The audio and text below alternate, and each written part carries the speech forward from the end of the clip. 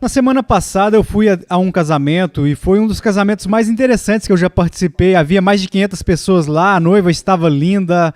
Mas o que me chamou a atenção nessa cerimônia de casamento em particular foi a criatividade da cerimônia de casamento.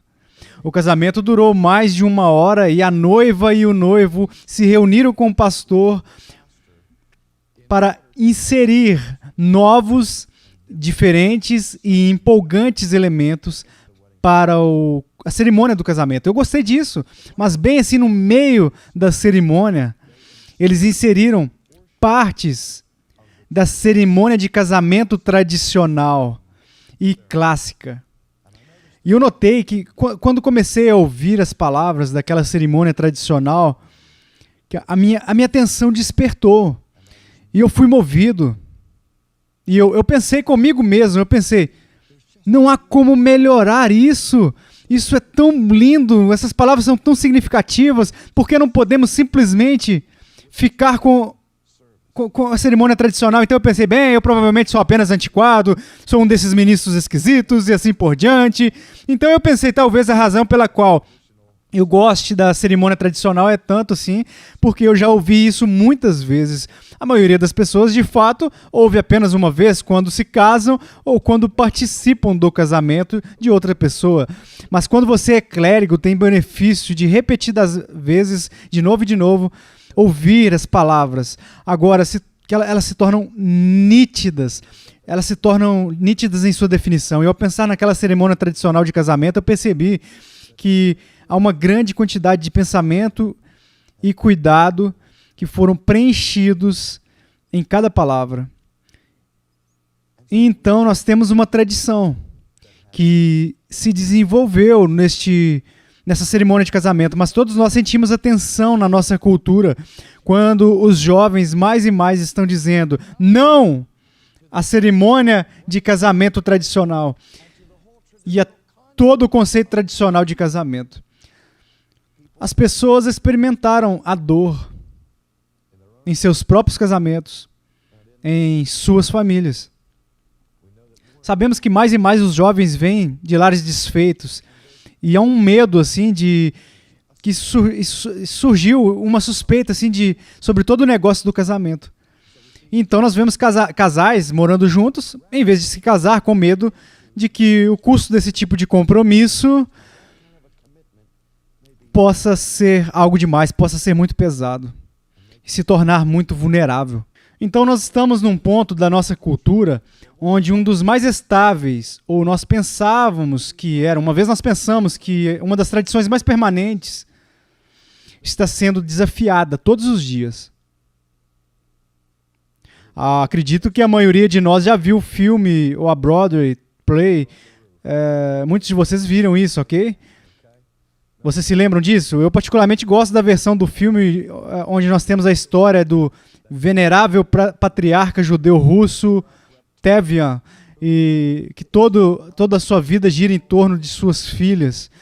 Como ele ama suas filhas e ele espera para o futuro delas, ele planeja o futuro delas e se envolve com o casamenteiro lá na vila que deveria estabelecer companheiros e o partido para suas filhas.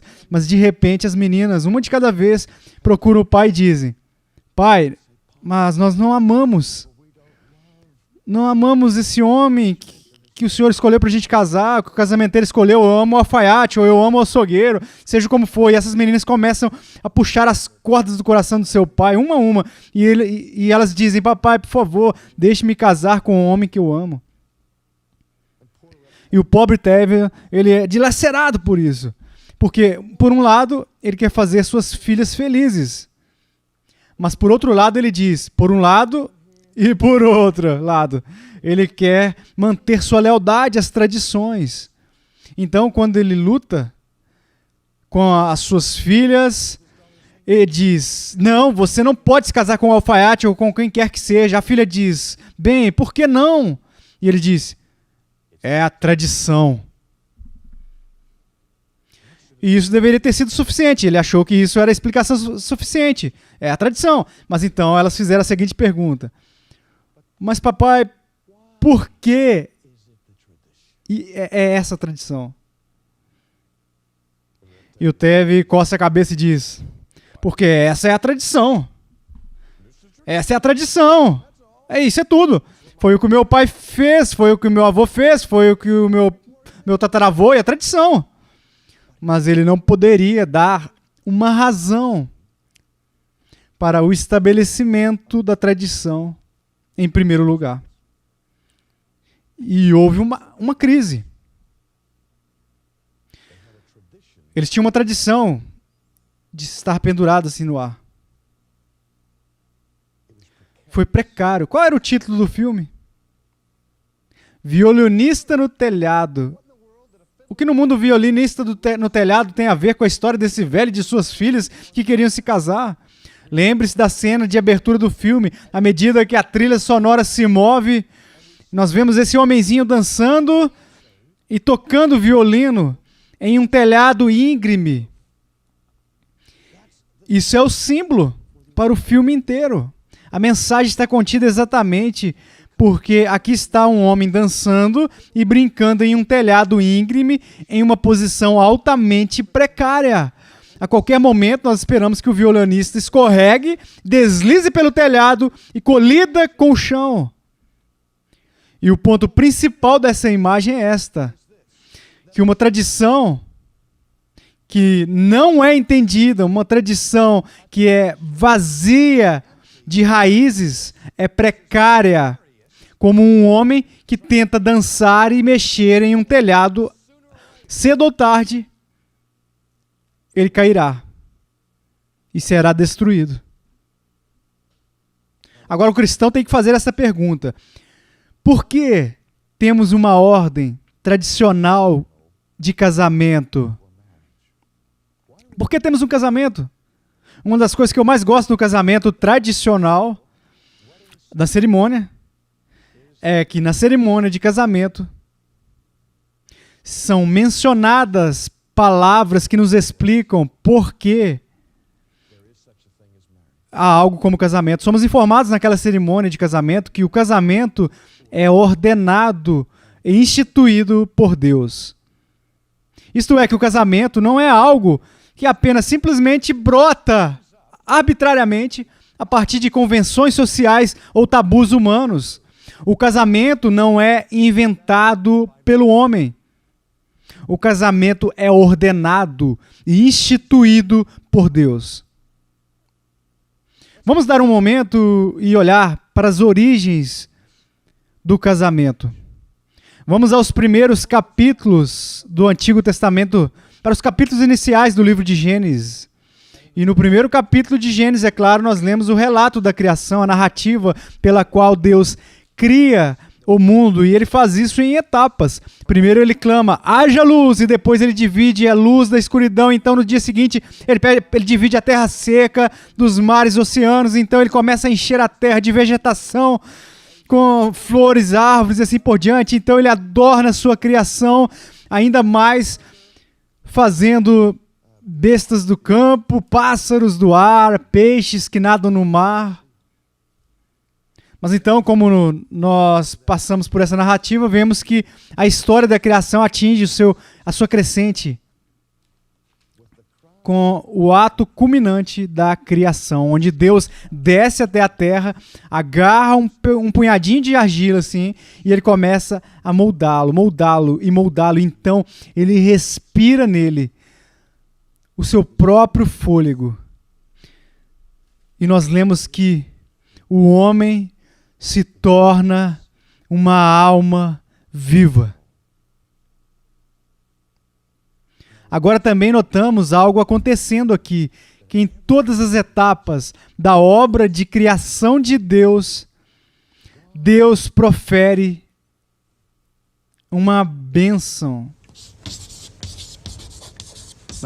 Agora estamos todos familiarizados com essa palavra bênção. Nós escutamos ela todos os domingos pela manhã na igreja, após o culto, e alguns de nós mal podemos esperar o culto acabar para ver aquele ministro levantar as mãos e dizer: o Senhor te abençoe e mantenha assim, agora podemos ir para casa, comer, fazer o que for, particularmente se o sermão for entediante.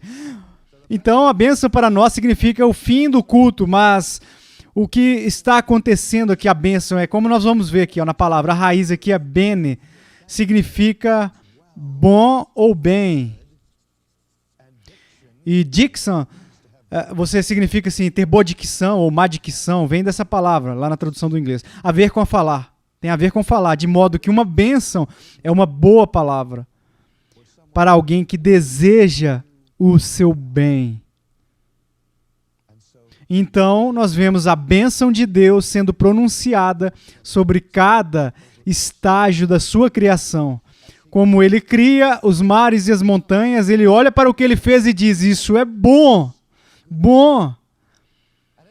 E como ele cria os animais e os considera, ele olha para aquela parte da sua criação e ele diz, isso é bom.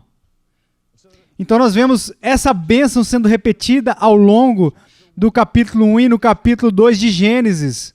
Mas de repente, algo ameaçador entra nesta história da criação no meio do capítulo 2. Há uma mudança de humor muito sutil. Pela primeira vez na história do universo, Deus percebe algo que provoca da sua boca, não uma bênção, mas o que nós chamamos de maldição. Uma maldição significa falar o mal. Uma maldição, por exemplo, seria uma maldição, uma declaração de julgamento, por exemplo.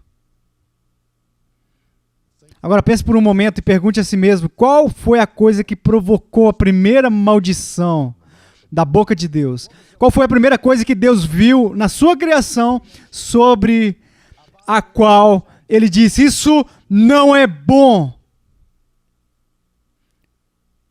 Nós encontramos no 18º verso do 2º capítulo de Gênesis, onde Deus olha para a sua criação, ele vê o homem, vê os animais e diz, não é bom que o homem viva só. Sua primeira maldição é dirigida contra a situação da solidão humana. Então nós perguntamos, por que casamento? Deus fornece uma resposta à solidão humana. Eu me lembro de um filósofo dinamarquês, Søren Kierkegaard, que escreveu com frequência sobre a dor do ser humano. Kierkegaard disse que há um tempo para a solidão. Há um momento em que cada pessoa precisa estar sozinha, ficar sozinha, coletar e reunir os seus pensamentos, refletir, meditar. Lembramos como o próprio Jesus, de tempo em tempo, ele achava necessário se retirar de perto das multidões e dos grupos e simplesmente fugir e ficar sozinho. Então, a solidão é algo que nós precisamos, mas não queremos ela em doses maiores. E ao mesmo tempo, pois precisamos daqueles momentos em que temos nosso próprio espaço e podemos ser nós mesmos e pensar. Então, o pior castigo que nós podemos conceber de dar às pessoas que estão encarceradas, além da tortura física e assim por diante, é consigná-los para a solitária, um confinamento solitário, afastando eles de toda a comunhão humana e o calor da companhia de outras pessoas. E eu acredito que também é verdade, como vemos na criação, que Deus cria o homem e a mulher como criaturas sexuais. Homem e mulher. Deus os criou para que houvesse uma certa atração entre o masculino e o feminino. Um certo complemento de cada humanidade individual encontrada em relação de intimidade entre duas pessoas. Um homem e uma mulher. E então, lá no jardim, Deus, como um ato especial da criação, cria a mulher. Ela não é uma reflexão tardia. Ela não é inferior em dignidade ao marido. De fato, há algo de especial na criação da mulher. Quando Deus vê que não é bom o homem estar só, Deus traz todo tipo de animal para desfilar diante de Adão, e Adão está procurando um companheiro para ajudá-lo. Adão está procurando um parceiro. E ele enxerga o canguru pulando e diz: não é isso que eu tinha em mente, certo? Então Deus traz esse belo e bem preparado pastor alemão. E Adão olhou para aquilo e disse: uau! Ele disse: esse é um animal magnífico.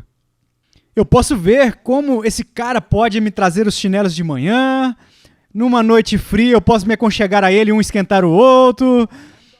Eu vou chamar ele de cachorro, então tá bom. Eu posso ter mais um pouco também, assim, à noite. Vou ter 3 cachorros. Ele diz: mas ainda não é exatamente o que eu estou procurando. Então Deus traz aqueles pôneis que andam assim descendo pela rua, e Adão diz: agora isso é interessante, eu poderia andar nessa coisa e tal, para trabalhar, para puxar o arado, me levar para uma cidade, para outra. Isso seria tremendo. Uma economia grande de trabalho. Mas Deus, eu não quero ser exigente, mas ainda não é o que eu tinha em mente. Então Deus disse: ok, você não gosta de nada aqui. Eu vou colocar você para dormir. E Deus o coloca para dormir, enquanto Adão está experimentando anestesia, ok? Ele tem o peito aberto em uma cirurgia torácica, e Deus tira do lado da sua costela, ele molda e cria uma mulher. Então Adão acorda e ele olha para este ato especial da criação. E não sei quais são suas palavras exatas, mas acho que elas foram algo assim. Ele a viu e disse: ele disse: uou, uou, man. E é daí que o nome veio. Isso é apócrifo. Eu estou fazendo isso aqui pessoalmente, brincando, mas eu acho ele estava fora de si quando viu a primeira mulher. Ele disse: é isso, agora é osso dos meus ossos, carne da minha carne. E Deus disse: e o homem deixará seu pai e sua mãe, e ele se apegará à sua esposa. Deus ordenou o casamento, não como punição, nem como escravidão, como de uma bola e uma corrente no pé, mas pela realização humana, pela intimidade. A melhor expressão do que significa um ser humano neste mundo. Agora percebo que quando os jovens vêm até mim e querem escrever seu próprio casamento, suas cerimônias, e eu aprecio o espírito por trás delas quando pergunto: por que você quer escrever sua própria cerimônia de casamento? Eles dizem: porque quero que o meu casamento signifique alguma coisa. Eu não quero que seja uma tradição vazia. Eu não quero apenas dizer palavras sem sentidos e assinar um pedaço de papel e que assim seja. Então eu digo o seguinte assim: ótimo, eu digo, grande espírito, vá adiante, tente. Vai, seja criativo, escreva sua cerimônia de casamento, mas a única coisa que eu te dou é que deve ser uma cerimônia autêntica. Todos os elementos do casamento real têm que estar lá. Ou eu não posso realizar a cerimônia, simples. E já vi cerimônias maravilhosas de casamento, escrito por jovens. Eles voltam com todos os tipos de coisas criativas. Mas você sabe que há uma coisa que nunca vi em uma cerimônia de casamento que eles criam. Eu ouvi dizer assim: todo mundo reconhece que o casamento é instituído e ordenado por Deus. Isso aí eles dizem, mas ainda tenho que ter um casal que expressa, ainda não vi um casal que expresse que o casamento é regulado pelos mandamentos de Deus. Que, é claro, é a parte integrante da cerimônia tradicional, onde nós reconhecemos que Deus não apenas criou o casamento e deu o casamento a nós como um presente, mas quando Ele nos deu para nós, Ele deu para o nosso bem-estar. Ele diz: não abandone. Assim, a sua autoridade soberana sobre o casamento está ali. Deus regula o casamento. E Ele o institui em um determinado formato. A primeira coisa que precisamos entender sobre esse regulamento é que Deus cria o casamento na forma de uma aliança.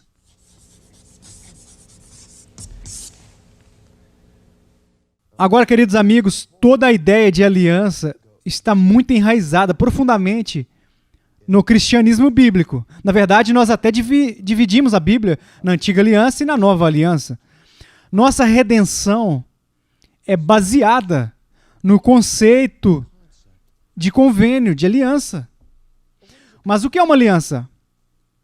Uma aliança é simplesmente um acordo, um contrato entre duas ou mais pessoas. E no coração de uma aliança está uma promessa.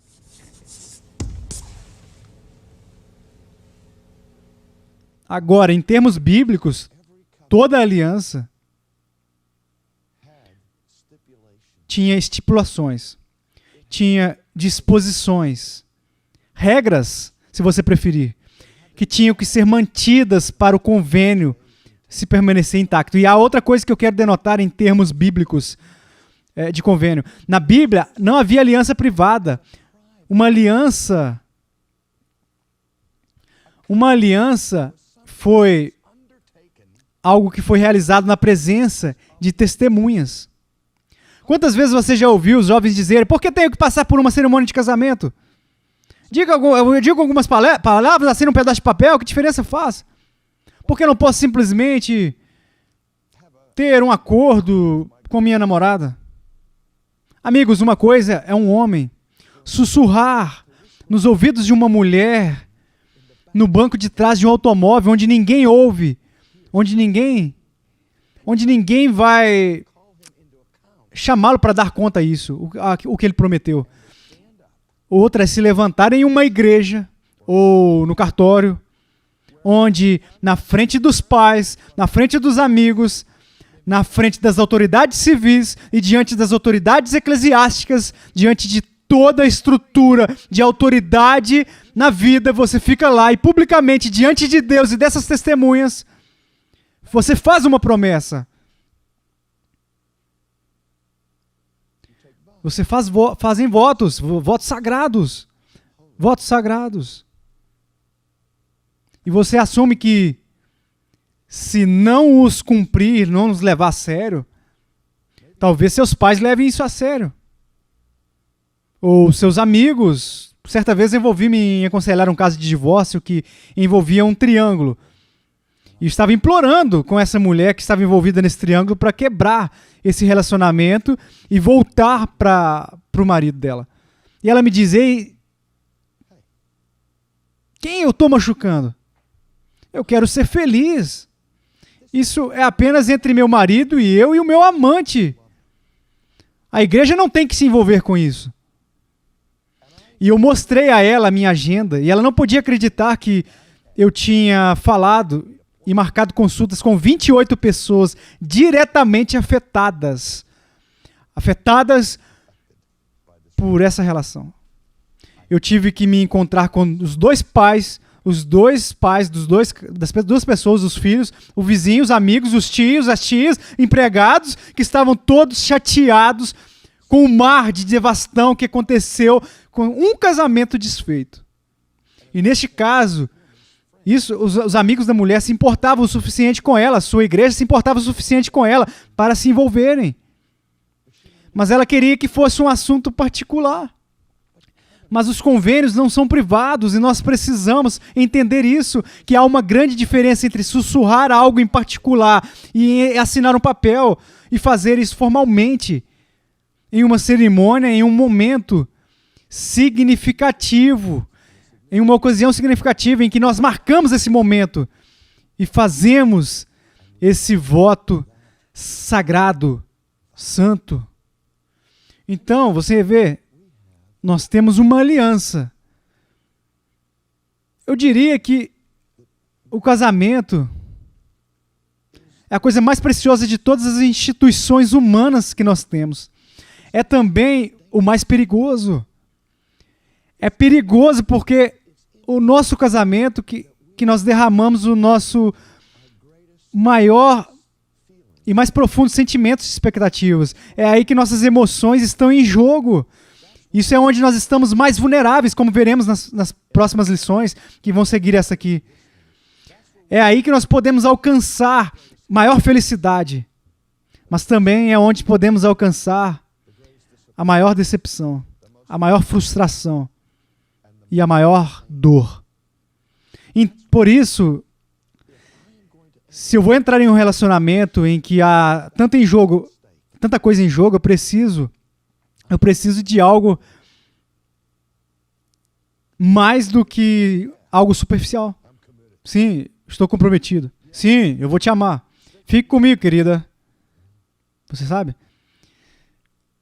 Porque mesmo com as cerimônias formais, mesmo com as estruturas de autoridades envolvidas, estamos no lugar agora onde cerca de 50% dos casados se divorciam na América. O casamento e as estatísticas são muito mais altas se fizermos essa pergunta. Se você tiver que fazer tudo de novo, você casaria com a pessoa com quem está casado? É trágico ouvir quantas pessoas respondem a essa pergunta sem sequer hesitar e dizer não. Quero dizer, eu percebo que estou nele, estou preso, eu vou ficar, eu não vou conseguir, eu tinha que fazer tudo de novo, se eu pudesse ser livre. Mas há algo que se perdeu a respeito do caráter sagrado e santo do voto e da aliança, que é regulado pela lei de Deus e os mandamentos. É para a nossa felicidade, mas também para a glória de Deus.